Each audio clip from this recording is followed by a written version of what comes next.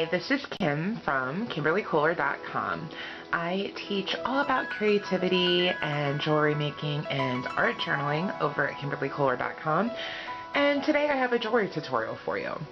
So if you have taken my free inspired mini course, then you will recognize this necklace. It is the project in that mini course, and you can sign up for the mini course at the link below this video. The mini course is a taste of the full inspired e-course.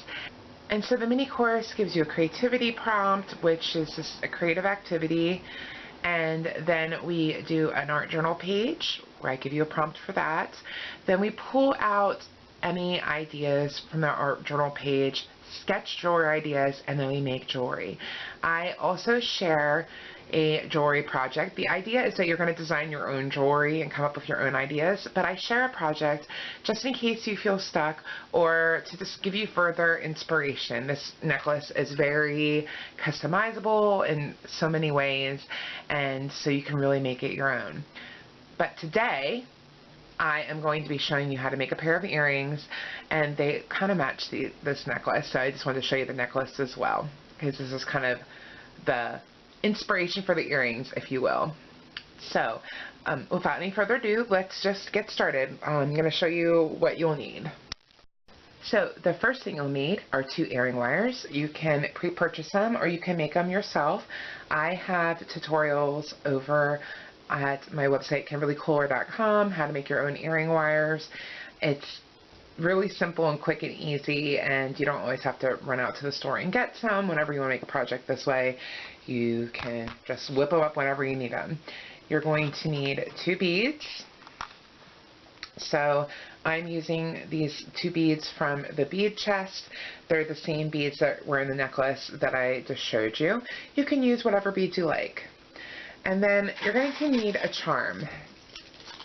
The specific earrings I'm showing you, you could use any charm you like to put on the end. So the charm should already have a loop in it to attach to the earrings. I am using these feather charms because this is the same charm I used in my necklace as well. And I just got these at Michael's. You can tell by the tag if you shop there. And this is not a full set. I've been using these here and there, so when you buy it, there's more of them. And then you'll need 20 gauge half hard round wire, or in my case, I'm using Parawire 20 gauge. It is round, it acts like half hard, it's non-tarnish. I like Parawire a lot. I am in no way sponsored by them, but I still pretty much every tutorial say that it's my favorite wire. And you can get it at Parawire.com. I buy it by the 300-foot spool. And then the tools you'll need are wire cutters, round nose pliers, so these are the ones that are round,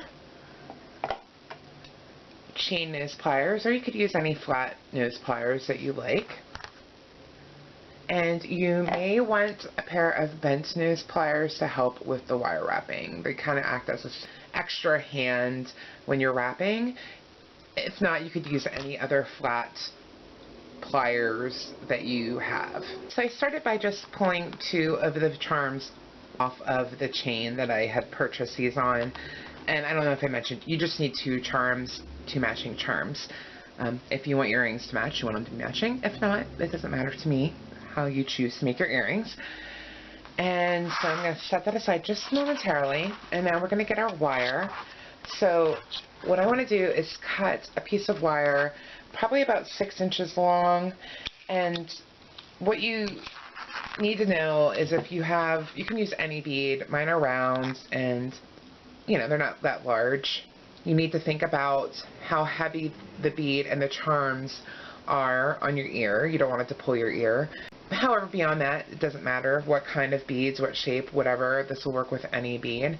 And your wire has to be able to fit through the bead. That's another thing. So I'm using 20 gauge. If you have a narrow hole in your bead, you might need to use a thinner bead, like 22 or even 24 gauge wire.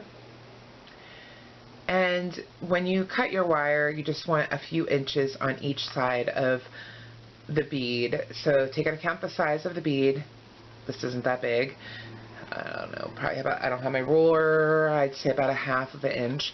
And if you are using a larger bead, just kind of hold the bead up to the wire, have a few inches on each side. So we are going to start by making a wire wrapped loop. And when you're making a project, I like to make all my loops the same size. If you want to make sure of that, you just put a mark on your round nose pliers with a Sharpie. I usually use the ultra thin Sharpie. And so you place a line on the Sharpie so you know where to line up your wire kind of vertically, and so all your loops will be the same size throughout your project. It doesn't particularly, for this project and most of the projects that I'll show you, it doesn't really matter where that mark is on your pliers.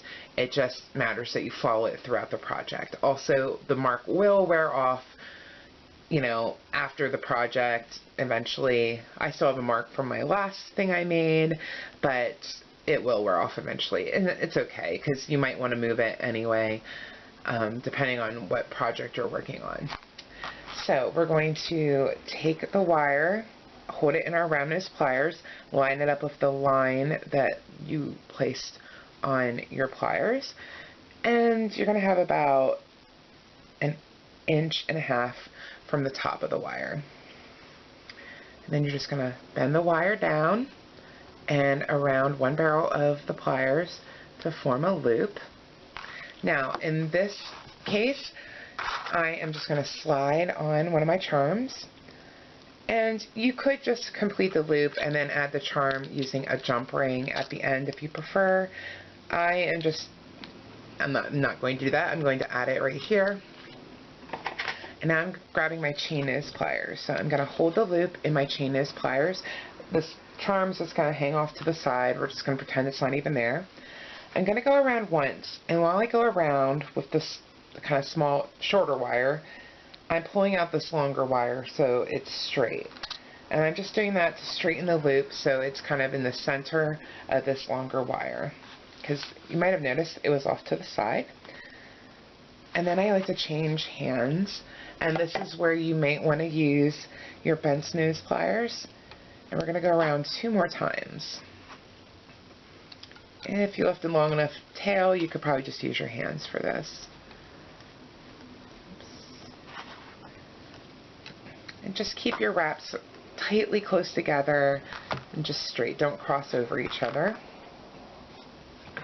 And then we're going to trim off the excess wire using our wire cutters, and we're going to make a flush cut. So most wire cutters have kind of a concave front and a flat back. You're going to use the back part toward what you're keeping, so toward the work, and it makes a nice flush cut, so it's a nice straight cut. The other cut it makes, if you do it the other way, it's a pinch cut, and that's kind of poking. You don't really want that. Now I have my chain nose pliers, and I'm just going to make sure that end is not poking out. And I just do that by kind of going in this motion and going around. And you can just take your finger and make sure it's not poking. And so that's the first part. Now I'm just going to take a bead and slide it on. And I told you 6 inches, and I stand by that. I cut much more than that, so you don't need as much wire as I'm showing you here. But as I like to say, it's usually better to have a little too much wire than not enough wire, because if you have too much wire, you can usually still do your project and you just have a little extra wire. If you don't cut enough, you've wasted all the wire, because then you have to cut a new piece and start over again. So now this is just basically a wire wrapped bead link is what I call it. And so we're going to grab the wire again with our round nose plier, again lining up with that line we placed, and we're going to hold it about 1/4 inch above the bead. And we're going to do what we just did again. So wrap that around, forming a loop. This time we're not adding a charm, because the charm is just going to hang from the bottom. Hold the loop in our chain nose pliers, go around once. You just kind of pull this bead out straight. I'm going to change hands, and we're going to go around 2 more times.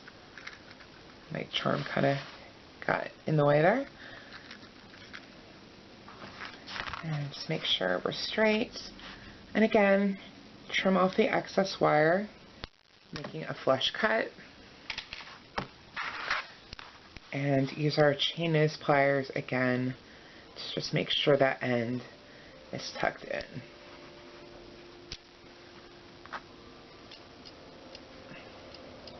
So, one thing I kind of forgot about, but we can fix it right now, is when this earring hangs, I'd like the feather to be able to be seen. And so, once we hook the earring wire, this is the way the earring will hang.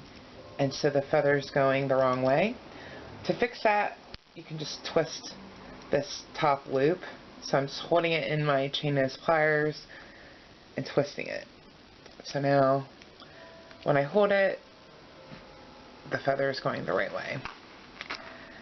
So now we just repeat all of those steps again to make the other earring. All that's left is to add the earring wire. So to open an earring wire, it's kind of the same as opening a jump ring if you've done that before, but this loop has an opening, and you just take your chain nose pliers. I just like to hold on to my earring wire, and you're going to open the loop, but you're not going to pull it out. You don't want to make this not a circle anymore. You want this circle to remain a circle, but just have an opening.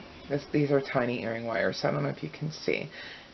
There's an opening so I can fit the loop in from the top of the earring I just made. And so that's what we're going to do. Stick that in there. And then we're going to close the earring wire.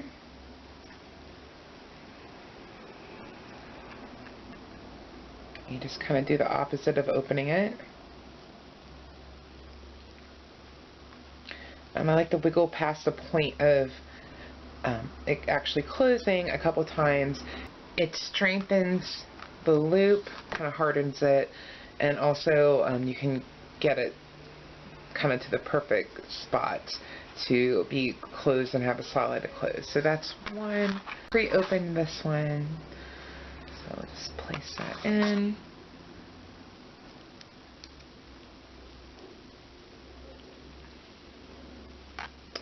The reason I'm having just a little bit of trouble is these are very small earring wires, and I probably should be wearing my glasses. I'm not, so I can't see it as well.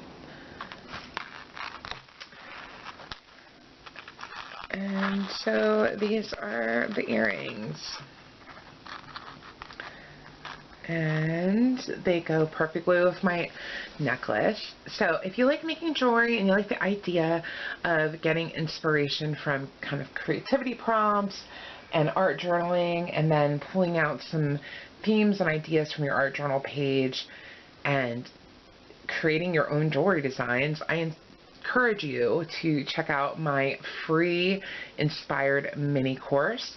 And if you like that, there's the full inspired e-course where we go a lot deeper into everything and have 4 weeks worth of fun. So I hope you like these earrings, and I will talk to you soon.